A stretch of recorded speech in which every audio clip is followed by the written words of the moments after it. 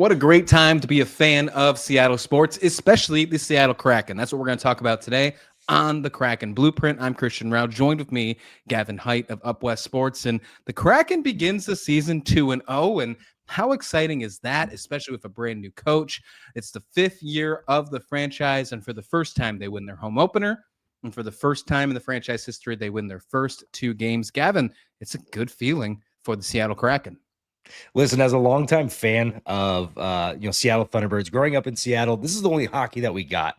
And so now that we finally got a team in Seattle, granted, I'm 5 years removed from saying this, but finally got a podcast, so we're going to talk about it.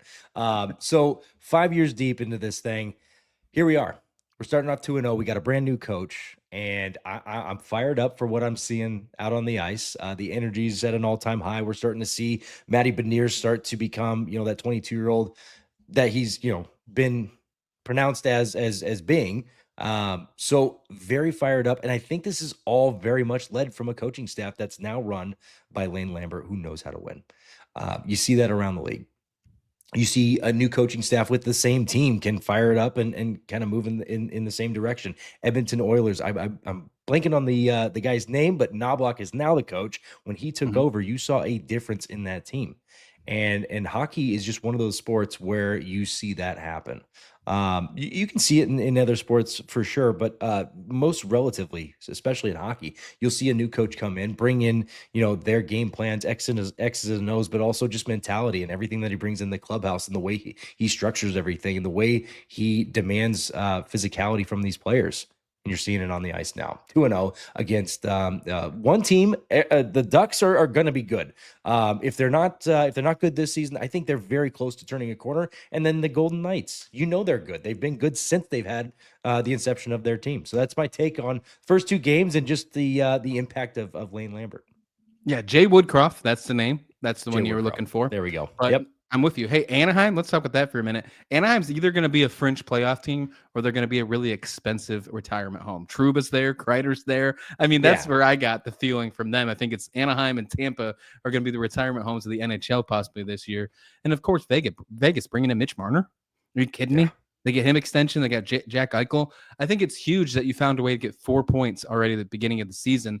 These are points that we're going to look back at when we get towards the playoff hunt and you're trying to find yourself in there as a potential wild card or maybe one of those divisional seeds. And you look back early in the season and say, well, you might have stole a point here. You stole a point there. And it's especially going to be most important that one on Saturday against the Vegas Knights. That overtime win with 3 seconds to go before hitting a shootout was insane, Gavin. Insane. And also while we're on the topic, we were talking about Anaheim and about them, potentially turning a corner. I want to give a shout out to Beckett. Seneca? I had it pulled up.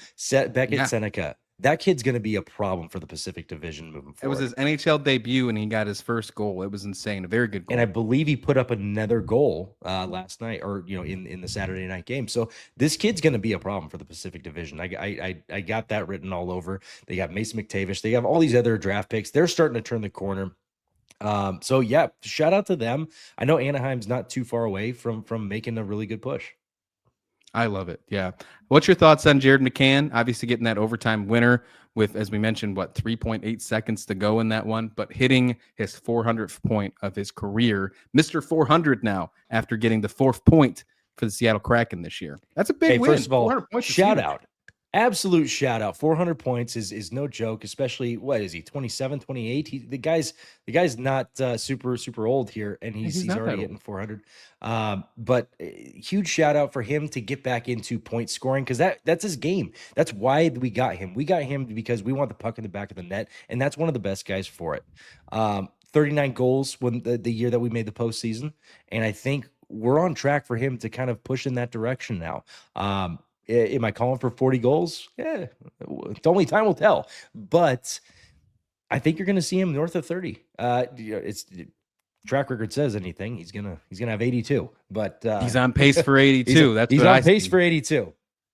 But it's insane. He doesn't. You know what? You brought his age up. He's 29. It feels like he's so much older. It's crazy. He's only 29 years old. 29 years old. 400 points in. And congrats to him to hitting just a great milestone. But just hats off to him for now collecting himself together since the 39 goal season and that playoff run. And now we've got him kind of leading the march on the point scoring. Yeah, I'm excited to see what he's going to be factoring in for the next 80 plus games. Yep. Stop the count now. The Seattle Kraken's at the top of the NHL with an undefeated record of 2-0.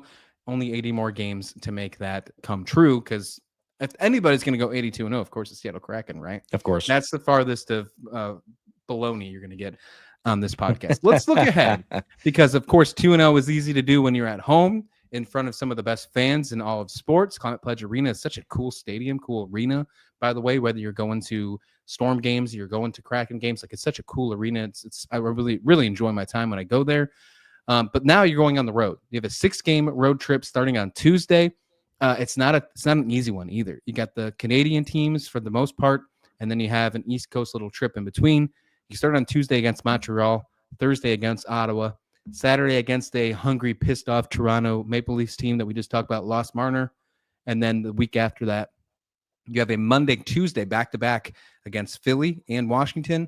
And then you come back home. But on the way home, that following Thursday, you take on the Winnipeg Jets, who look really good. If you've seen any highlights from Winnipeg so far, Jonathan Toews making his debut back with Winnipeg, coming back into the league. That's a tough 6-game stretch. That's a tough stretch to get back on your feet. If they can find a way to go 3-3 or 4-4 or 3-3 or 4-2, or just find a way to get 6 points out of this road trip, I think that's a big win, Gavin. 6 points is huge, I think. 6 points is huge. And also just the momentum carried off of this Vegas win. Hopefully that elevates you to another realm of hockey for the next at least couple games and pushes some even some OTLs, right? Just trying to find some way to get, gain some points out of this. Yeah, I think 6 points is absolutely obtainable. Just seeing what we saw, I think the X's and O's are making sense, and I think just the tenacity of this team is at a higher level than it's ever been. Even with with our first coach, who had kind of that, he had a little bit more tenacity to him as well. You kind of saw that die off in his final year, but now with Lane, the fire's back, and you got some of the same boys that took you to the postseason, and you've added some more. So fired up for that. Also, wanted to give a shout out to Berkeley Catton, who we have not seen yet. Lane has kind of hinted that we will see him. I don't know. I think it's a 9-game minimum, if I'm not mistaken, before he goes back to juniors. And so we saw that with Shane Wright a couple years ago. I am curious on what their full plan is with that, but he did hint at, hey, be patient. You're going to see this kid. I would imagine, because they're going on the road, maybe you don't see him on the road. Maybe you see him first games back home. Very curious on what his overall plan is with Berkeley Catton too. Yeah, when they return from that road trip, they have a 5 straight games in Seattle. So maybe that could be a good time to do that, to end October and begin the November play. Maybe that's where they go in. Last thing on the Kraken here before I get your thoughts, and of course a Seattle view here, with the fact that you had a win against Vegas, 2-1. It was a 3-point second left in overtime. The best thing I liked about overtime here, I want to make sure we talk about this. Seattle did an amazing job holding on to the puck and not letting guys like Eichel or Marner hold it or touch it the entire overtime period. They controlled possession for the majority of the period, and then they found shots. But I know you and I were kind of talking off air before we did this. Sometimes that kind of pisses you off, Gavin. Yes, I did want to at least touch on this. For any Kraken fans out there listening to this right now, you and I can both at least agree that this has happened in multiple different scenarios in overtime, where the Kraken tend to hold the possession of the puck, time runs down, and bad pass leads to a breakaway and we lose the game.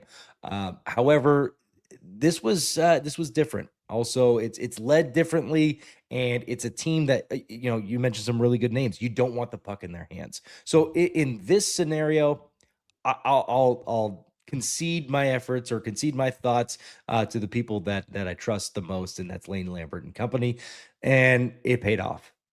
Granted, with 3.8 seconds, you saw the time whittling down, and that is Kraken hockey, baby. That's John Forslund to a T. That is Kraken hockey.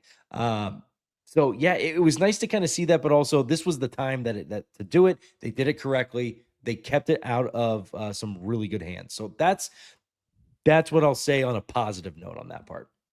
Seattle sports fans, of course, right here. Gavin Height of Up West Sports, Christian Rao here, right here of the Kraken Blueprint, but also of the Seahawks Blueprint and the Mariners Blueprint. And what a great time to be a Seattle fan, Gavin. We are getting the Seattle Seahawks winning football games, moving to 4-2. Jackson Smith and Njigba is looking amazing. Sam Darnold seems to be the right choice. And then, of course, the Seattle Mariners winning their first game in the ALCS on Sunday night. Just overall, man, I know you're rocking that Mariners hat right now. If you're watching on the show, if you're not listening, I can just tell you right now, it's a beautiful Seattle Mariners hat. Gavin, what's the vibes right now for Seattle sports? It feels good on my side. Growing up as a kid, I was 11 years old, seeing 116 wins in 2001, and you're just like, all right, like this is my team. This is what they do. Fast forward 24 years later, and here we are. And it doesn't matter what channel you turn on. It doesn't matter what day you're turning it on. You're seeing some team in Seattle with success. If you're a UW fan, you got some really cool stuff happening with UW football. Wazoo goes into Ole Miss, into SEC country, and puts up a very good fight. Unfortunately, they lost, but 24-21 against number 4 ranked Ole Miss. Nothing to hang your head about. There was a great showing. I've talked with multiple people out at Ole Miss that are part of Ole Miss community, part of their podcasting community, and they said just a huge commending of efforts to Wazoo to get out there, and it was just a great exchange of drinks and joy. But yeah, Mariners and Seahawks, there's just a lot to love. Everywhere you look, there's just success exuding, and you're just I'm not used to this. This is so cool. I'm now wondering what Boston in the early 2000s was like, because this is friggin' amazing. Yeah, that's maybe that's where we're heading, and hopefully, I mean, let's not get too ahead of ourselves, but maybe that's where we're heading, and wouldn't that be just a wonderful feeling to have? Gavin Height of Up West Sports, you can find a lot of Seattle sports there, including Washington State and the Seattle Mariners, and of course the Kraken Blueprint, Seahawks Blueprint, and the Mariners Blueprint, all powered by the Blueprint Sports Network. You can find that here. We'll be back with another episode very soon. We're going to talk more Kraken hockey. We're going to get into this West Coast trip. So be sure to hit that subscribe button, because we are going to bring you Kraken coverage like no one else right here on the Kraken Blueprint.